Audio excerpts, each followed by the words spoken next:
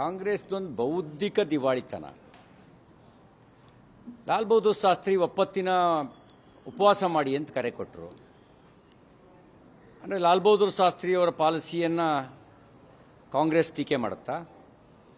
ಶ್ರೀಮತಿ ಇಂದಿರಾ ಗಾಂಧಿಯವರು ಪ್ರಧಾನಮಂತ್ರಿಯಾಗಿದ್ದಾಗ ಅವರು ಪಬ್ಲಿಕ್ ಟ್ರಾನ್ಸ್ಪೋರ್ಟ್ನ ಹೆಚ್ಚು ಉಪಯೋಗಿಸಿ, ಅಂದರೆ ಈಗಿನ 5% ಪೆಟ್ರೋಲ್ ಡೀಸೆಲ್ ಉಪಯೋಗ ಆಗದೇ ಇದ್ದ ಕಾಲ ಶ್ರೀಮತಿ ಇಂದಿರಾ ಗಾಂಧಿಯವರು 70ರ ದಶಕದಲ್ಲಿ ಕರೆ ಕೊಟ್ಟಾಗ,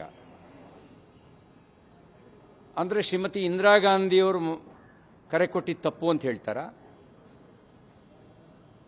ಪಿ ಚಿದಂಬರಂ ಅವರು ಹಣಕಾಸು ಸಚಿವರಾಗಿದ್ದರು, ಅವರು ಕರೆ ಕೊಟ್ಟಿದ್ರು.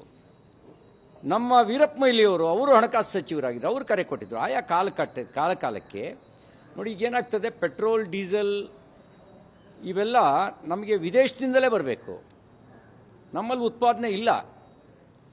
ಇಂಥ ಹಿನ್ನೆಲೆಯಲ್ಲಿ ಯುದ್ಧದ ಕಾರಣಕ್ಕೆ $60 ಬ್ಯಾರಲ್ಗೆ ಇದ್ದಿದ್ದು $100 ಏರಿದೆ, ಇನ್ನೂ ಮೇಲೆ ಹೋಗೋ ಸಾಧ್ಯತೆಗಳಿದ್ದಾವೆ.